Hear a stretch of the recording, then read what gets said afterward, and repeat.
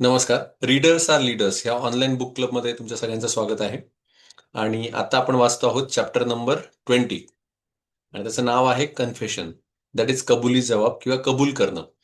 तर हा the Morgan हौसेल यांनी लिहिलेलं पुस्तक, जे फेमस पुस्तक आहे, द बेस्ट सेलिंग पुस्तक आहे, द सायकोलॉजी ऑफ मनी, याचा शेवटचा चॅप्टर आहे. जर काहींना शक्य नसेल पूर्ण पुस्तक वाचणं, तर मी म्हणेल शेवटचा 19 नंबरचा चॅप्टर जरी तुम्ही वाचला तरी बऱ्यापैकी सगळे चॅप्टर कव्हर होतात. 19 चॅप्टरमध्ये त्यांनी जवळजवळ ओव्हरऑल सगळं प्रिन्सिपल्स त्यांनी दिलेले आहेत.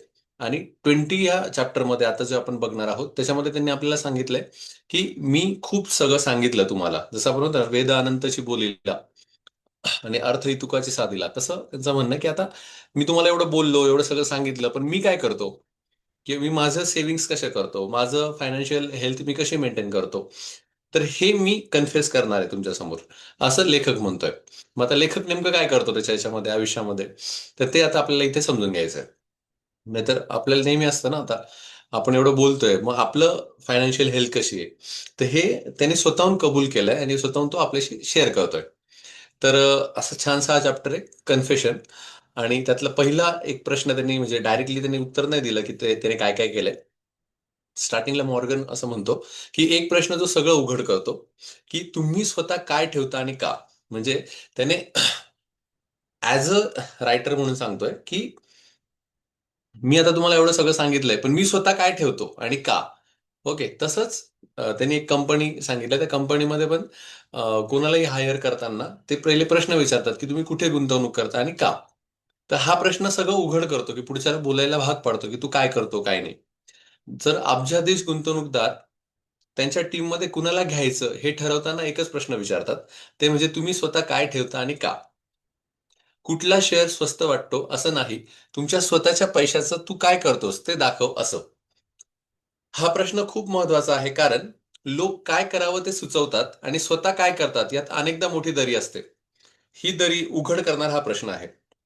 जसं आता फॉर एक्झाम्पल 5 AM क्लब मी सगळ्यांना सांगतो की आपण सकाळी 5ला उठायला पाहिजे, आणि मीच जर 5ला उठत नसेल तर. ओके, तर असंही असू शकतं ना, की याच्या दोघांमध्ये दरी असू शकते, की उठलं पाहिजे आणि स्वतः काय करतोय, हा फरक आहे.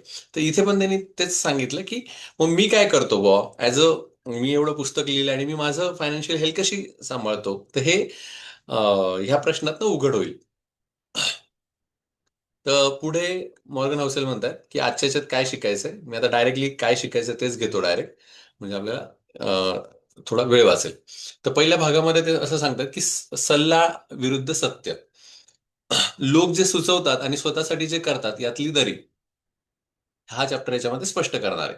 तर इथे सांगितलं त्यांनी म्युच्युअल फंड मॅनेजर्स. त्यांचं असं म्हणणं आहे की जवळजवळ अबाऊ, म्हणजे मोर दॅन 50% जे फंड मॅनेजर्स असतात, ओके, म्युच्युअल फंड मॅनेजर असतील की जे तुम्हाला सजेस्ट करतात बँकेत गेल्यानंतर, की तुम्ही याच्यात गुंतवा त्याच्यात गुंतवा, मात्र ते स्वतः त्या फंडमध्ये गुंतवत नाहीत.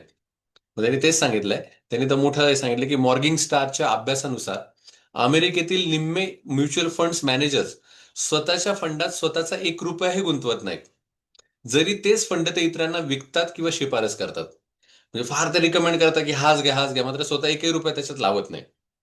तसंच डॉक्टरांचं त्यांनी उदाहरण दिलंय, की जे डॉक्टर आपल्याला ट्रीट करतात ताप आल्यानंतर, किंवा काही झाल्यानंतर, पण वैयक्तिक आयुष्यामध्ये ते स्वतः कधीच पॅरासिटामॉल घेत नाही, किंवा वैयक्तिक आयुष्यामध्ये जे आपल्याला लिहून देतात औषधं, ते औषधं ते स्वतः कधीच घेत नाही.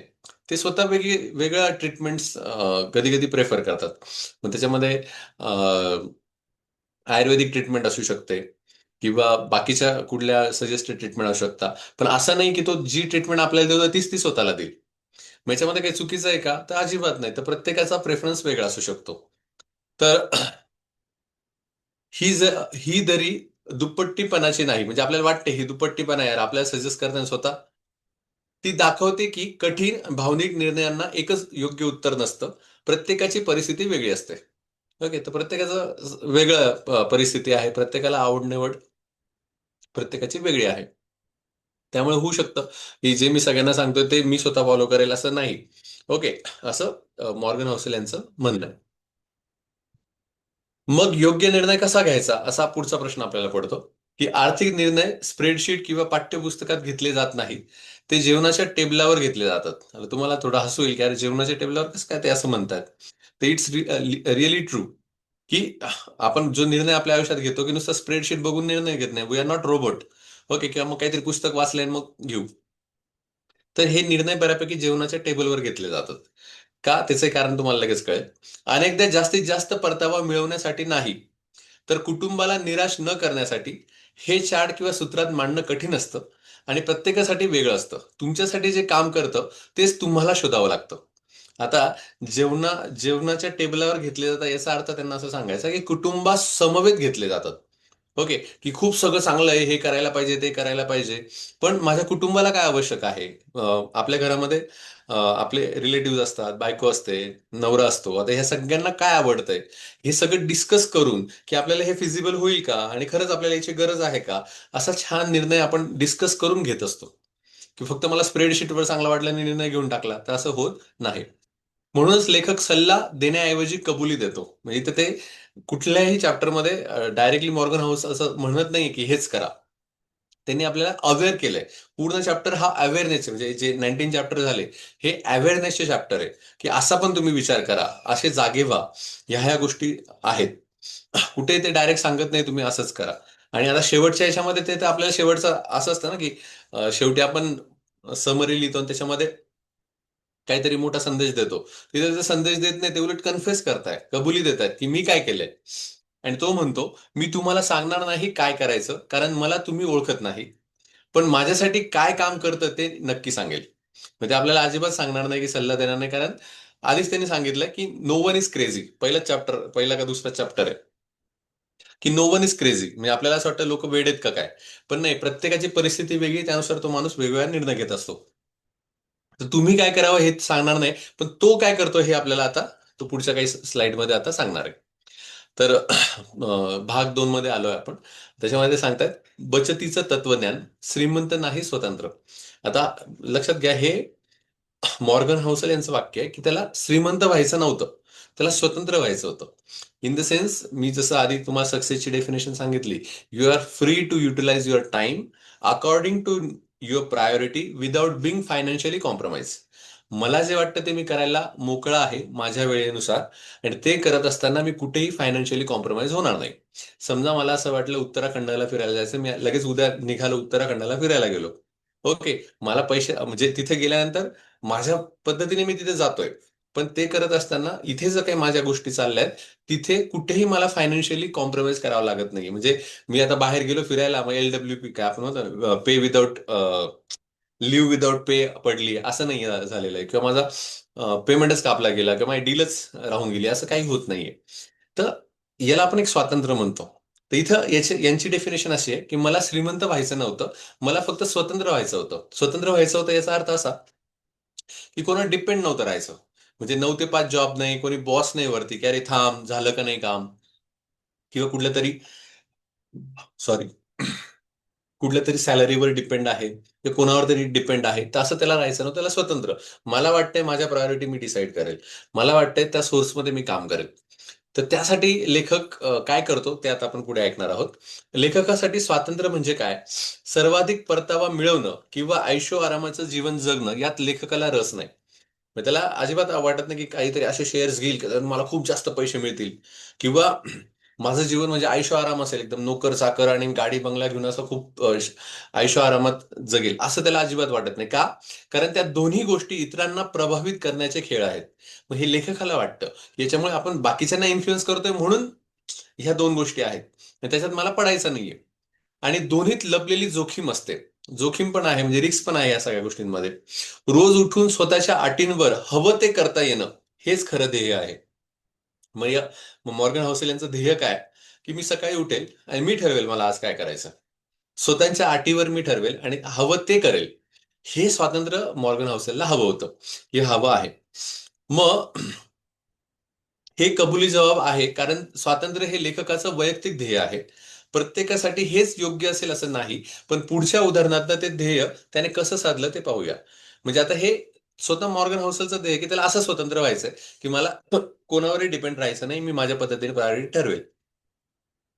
तसं तुमचं ध्येय वेगळं असू शकतं. तुम्हाला ऐशो आराम हवा असू शकतो, तुम्हाला मोठ्या गाड्या हव्या असू शकतात, तुम्हाला बंगले हवे असू शकतात, तुम्हाला मोठे नोकर-चाकर हवे असू शकतात. हे तुमचं वेगळं ध्येय असू शकतं. पण लेखकाचं हे ध्येय आहे. मग त्यातली पहिली गोष्ट त्यांनी वडिलांची गोष्ट सांगितली. तर त्यांचे वडील 40व्या वर्षी डॉक्टर झाले आणि त्यांना तेव्हा 3 मुलं होते. आणि डॉक्टर 40व्या वर्षी झाले म्हणजे 40 वर्षापर्यंत त्यांना स्ट्रगल होतं. आणि त्या स्ट्रगलमध्ये त्यांनी खूप हलाखीचे दिवस काढले. मात्र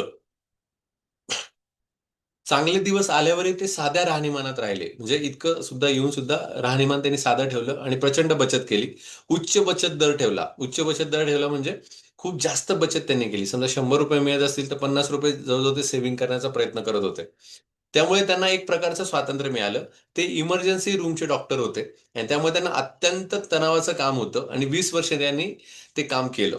म्हणजे त्यांचे जे वडील होते, तर अत्यंत तणावाखाली त्यांचं इमर्जन्सी डिपार्टमेंट असल्यामुळे तुम्ही रात्री झोपले तरी 1 वाजता कोणी येऊ शकतं. लगेच तुम्हाला त्या तातडीने ऍक्शन्स घ्याव्या लागतात. म्हणजे झोप पण पूर्ण तुम्हाला नसते.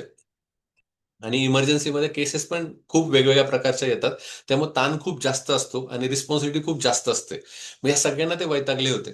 मग 20 वर्षानंतर त्यांनी म्हटलं, की आता पुरे झालं आणि मला काम सोडायचंय. आणि त्यांनी त्यांच्या स्वतःच्या डिसिजनवर तो निर्णय घेतला आणि जॉब सोडला. आणि ते आता त्यानंतर ते स्वतःच्या अटींवर जगतायत.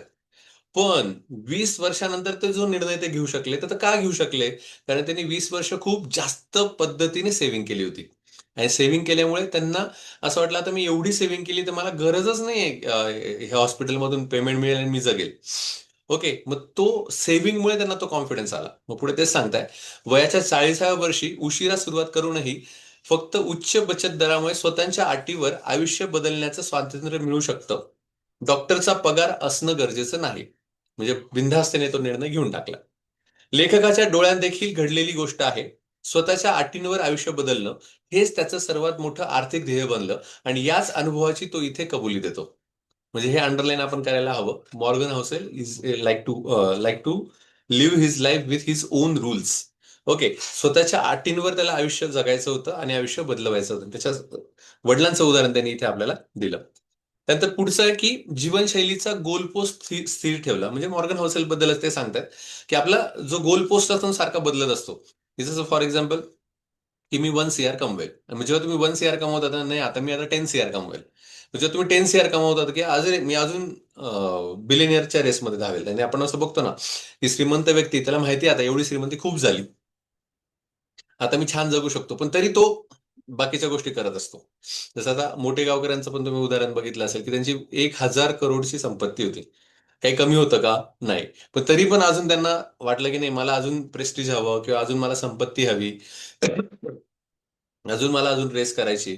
मग त्यानुसार सुद्धा त्यांनी अजून फ्रॉड केला. म्हणजे खरं म्हटलं तर एवढी संपत्ती असल्यानंतर खूप आनंदाने त्यांनी ते काम करायला हवं होतं. पण माणसाचं मन हे चंचल असतं आणि माणसाच्या गोल पोस्ट हे बदलत असतात. आणि त्यामुळे तो कधी शांत होऊ शकत नाही, कधी थांबू शकत नाही. पण with the help of book we can ponder और वी कॅन अंडरस्टँड की अरे आपण हे गोल पोस्ट फिक्स ठेवायला हवं.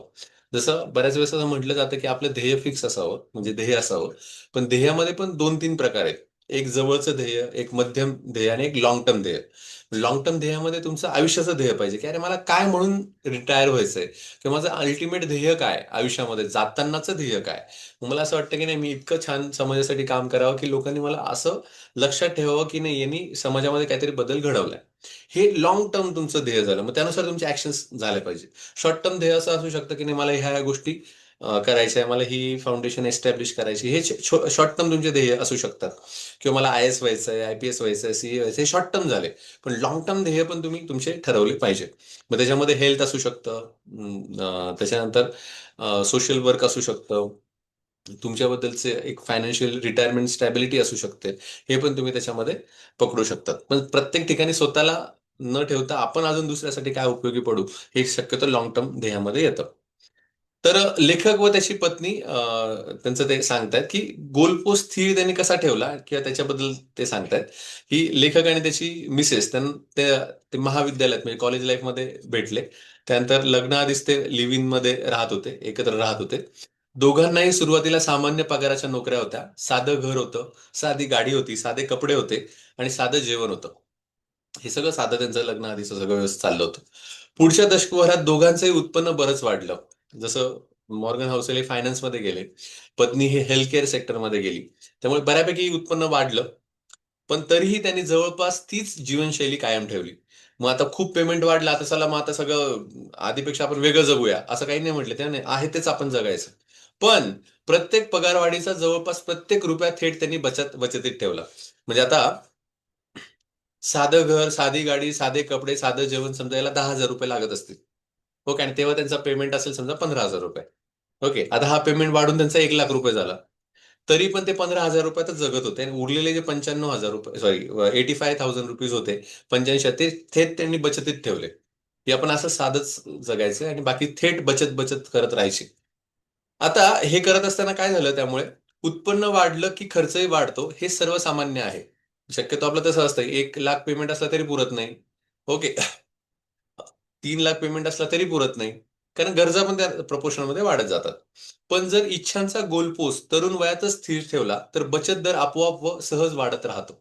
मग त्यांनी काय म्हटलं, की माझा गोलपोस्ट स्थिर होता, की मला माहिती होतं मला काय करायचंय आणि कसं जगायचंय. आणि त्यामुळे काय झालं, की याचा पेमेंट जरी वाढला, तरी तो शांत राहिला. त्याचा गोलपोस्ट काही चेंज नाही झाला. ओके. आणि त्यामुळे झालं असं, की त्याची खूप बचत झाली. आणि ते पुढे असं म्हणतात, की खरं यश म्हणजे कुठल्या तरी उंदराच्या शर्यतीतून बाहेर पडून मनशांती मिळवणं. लेखकाला हे विशेष आवडतं. हीच त्याची स्वतःची निवड आहे. मग आता झालं असं, की त्यांनी बरीच बचत केली आणि बरीच बचत केल्यामुळे पुढे जाऊन त्यांनी सगळं सोडून स्वतःसाठी काम करायला सुरुवात केली. इव्हन पुस्तक पण त्यांनी त्याच्यासाठी लिहिलं. आणि हे शेवटचं वाक्य ते असं सांगतायत, की आता इथं उंदराचं सांगितलंय. उंदराचा इन द सेन्स त्याला शब्द आहे रॅट रेस. आपण सगळेजण एका रॅट रेसमध्ये फिरत असतो, की सकाळी 9 ते 5, 9 ते 5. We are actually not working for others. We are giving our time to others. तर ते आपल्याला टायमाचे पैसे देतात. आपण काम करतो याचे पैसे ऍक्च्युली नाही घेते, ते आपल्या टायमाचे पैसे घेतात. तर आपण आपल्या आयुष्याचा तो अमूल्य वेळ देत असतो. आणि त्या रॅट रेसमध्ये आपण फसलेलो असतो, कारण बरेच EMI असतात, बाकीच्या गोष्टी असतात. त्यामुळे आपण तो जॉब पण सोडू शकत नाही आणि आपल्या गरजा पण एवढ्या असतात, की आपण त्याच्यामध्ये फसून जातो. तर ह्या रॅट रेसमध्ये मॉर्गन हाऊसेल यांना अजिबात फसायचं नव्हतं. त्यामुळे त्यांनी सेव्हिंग खूप जास्त केली.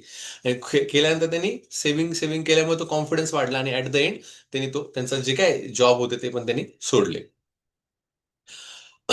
पुढे म्हटले, चुकीचे पण मनाला पटणारे निर्णय.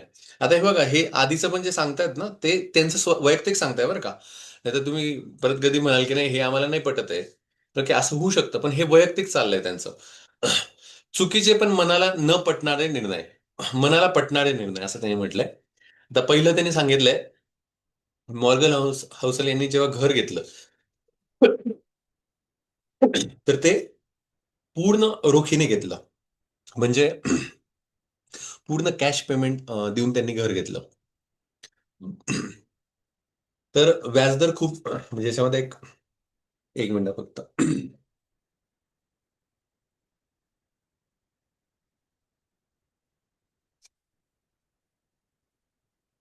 यात होतं कसं, की आपल्याकडे जरी पैसे असले तर आपण म्हणतो एफडी करावी, एफडी करू किंवा एखाद्या याच्यात टाकूया आणि त्याने आपण जे कर्ज घेतलं ते हे जास्त पैसे आपल्याला मिळत जातील आणि कर्ज पण फिटेल. ओके. आणि घर पण नील होईल आणि आपले पैसे पण जे आहे ते त्याला हात लागणार नाही. हे सिंपल फंड आहे. ओके. मग हे तोही करू शकत होता. पण त्यांनी तरी स्वतः घर पूर्ण रोखीने घेतलं. ओके. मग ते ते काय म्हणतात बघा. व्याजदर खूप कमी असतानाही स्वस्त कर्ज घेऊन ते पैसे शेअरमध्ये गुंतवून गणिती दृष्ट्या म्हणजे मॅथमॅटिकली जास्त फायदेशीर ठरलं असतं. ओके. पण मासिक हप्ता नसण्याची भावना स्वातंत्र्याची जास्त जाणीव देते. म्हणजे त्यांनी जर आता थोडे हातपाय मारले असते, तर इकडचा तिकडचा इंटरेस्ट रेट मॅनेज केला असता, तर कर्ज काढून सुद्धा त्याची स्वतःची बचत करून जास्त पैसे तो कमवू शकला असता आणि घर पण चांगल्या रीतीने तो घेऊ शकला असता. पण त्याच्या डोक्यात असं होतं, की मला EMIच नकोय. ओके, की जे 2 तारखेला म्हणा किंवा 12 तारखेला म्हणा, जे EMIचे हप्ते कट होतात, त्यासाठी मला जो मेंटेन करावा लागतो किंवा जो हेडॅक होतो, जी रॅट रेस होते, ती मला नकोय. मला तो मेसेजच नकोय, की आता हां, चला आता मी EMI देतोय. मला जे पण हवंय आयुष्यामध्ये ते रोख हवंय. हे मॉर्गन हाउसर यांचं मत आहे. ते असं म्हणतात, की मला रोख पाहिजे सगळं. मग हे चुकीचंही असू शकेल. ओके, तुमच्या दृष्टीने किंवा जर तुम्ही स्प्रेडशीटवर बघितलं तर इट्स टोटली रॉंग. पण तुम्हाला हे मला वाटतंय आणि हे माझं स्वातंत्र्य मला म्हणजे ही दॅट इज माय चॉईस. दुसरं म्हटलंय 20% मालमत्ता रोख स्वरूपात. बहुतेक सल्लागार यापेक्षाही कमी रोख ठेवायला सांगतील. पण रोख ही स्वातंत्र्याचा प्राणवायू आहे. अनपेक्षित खर्चासाठी कधीही शेअर विकावे लागू नयेत हाच हेतू.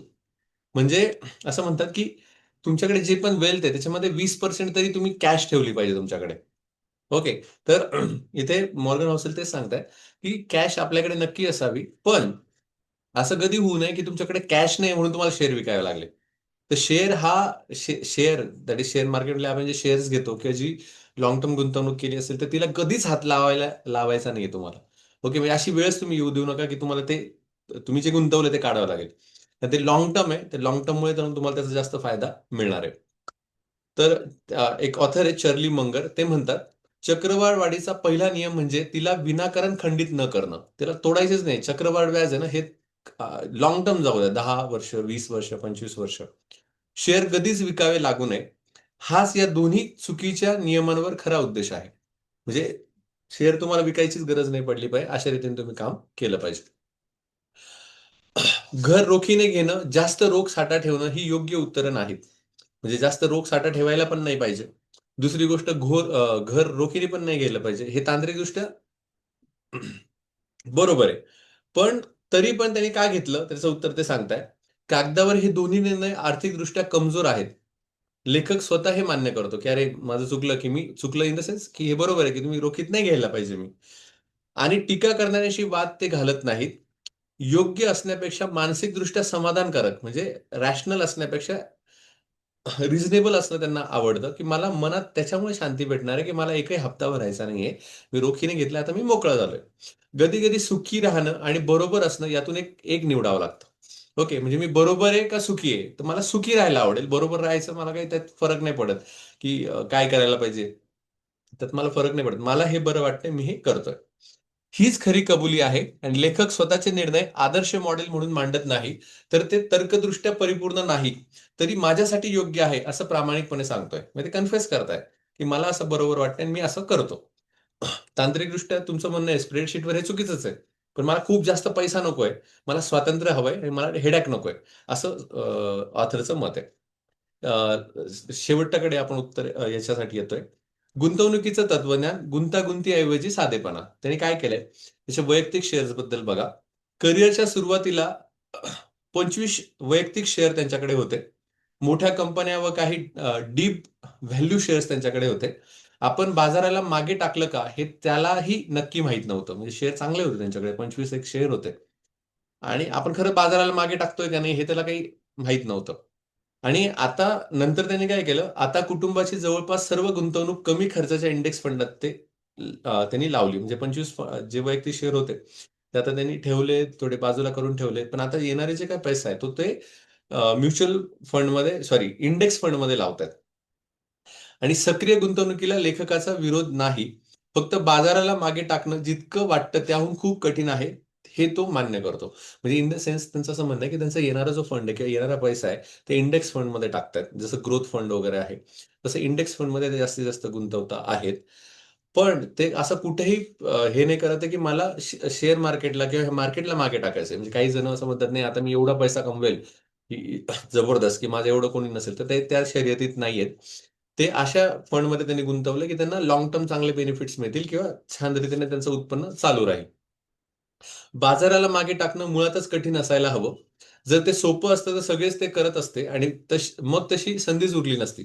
मग इतकं जर सगळं सोपं असतं, की बाजाराला मागे टाकायचं, खूप नफा कमवायचा, तर मग सगळ्यांनीच तसं केलं असतं. तर ते तसं काही उद्योग करत बसले नाही. आता सिंपल इंडेक्स फंड मध्ये ते ट्रेड करतात किंवा त्याच्यामध्ये त्यांनी गुंतवून ठेवलेलं आहे. तर थोडक्यात 3 गोष्टींवर ही रणनीती त्यांची अवलंबून आहे. एक तर उच्च बचत दर, स्वतःच्या नियंत्रणात असलेली सर्वात महत्त्वाची गोष्ट ते करतायत. की मी बचत करू शकतो ती करतायत. दुसरी गोष्ट संयम. पैसे वर्षानुवर्ष कंपाउंड होऊ देणं आणि मध्येच अडथळा न आणणं. तुम्हाला माहिती आहे एफ-डी असेल, ओके किंवा असे काही फंड्स आहेत. त्याच्यामध्ये तुम्हाला खूप म्हणजे तुम्ही जास्त दिवस ठेवले, तर ते ते चक्रवाढ व्याजाने, कंपाउंडिंग व्याजाने तुम्हाला खूप जास्त पैसा देऊन जातात. इव्हन तुम्ही काही रील्स बघत असाल त्याच्यामध्ये सांगतात, की एवढे-एवढे बचत करा तुमचे 10 वर्षात 1 सीआर होतील. तर हे सगळं संयमाने होऊ शकतं. नंतर आशावाद. जागतिक अर्थव्यवस्था पुढच्या दशकात मूल्य निर्माण करत राहील हा विश्वास. आणि त्यांना विश्वास आहे, की हे वाढतच जाणार आहे. हे फंड्स वाढत जाणार आहे कारण ती व्हॅल्यूज वाढत जाणार आहे. आणि तो जो ग्राफ त्यांनी त्याच्या पुस्तकात दाखवला होता, की इनिशियली 19 मध्ये कसं शेअरचं प्राइस होतं आणि आता 20 मध्ये कसं आहे, म्हणजे वाढलेलंच आहे. त्यामुळे त्यांना माहिती हे वाढणारच आहे. यातील पहिल्या दोन गोष्टीवर लेखकाचे पूर्ण नियंत्रण आहे, म्हणजे संयम आणि उच्च बचत दर. म्हणून तो आपल्या जवळजवळ सर्व वेळ या दोन गोष्टीवरच खर्च करतो, की पेशन्स ठेवायचा आणि उच्च बचत दर करत राहायचं. बाजाराचा अंदाज बांधण्यावर नाही. मग तो काही जास्त विचार नाही करत, बाजार वाढेल का नाही वाढणार. वाढणार आहे, पण त्याचा न करता आपल्या हातात काय, what what the things we can control, तर त्या गोष्टी तो पाळतो.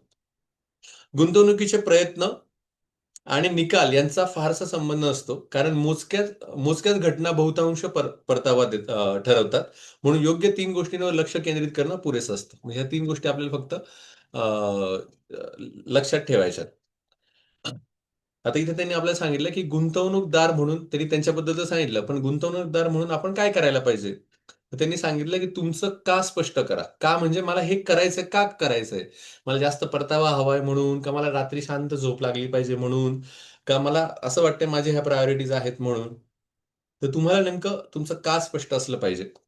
श्रीमंती की स्वातंत्र्य?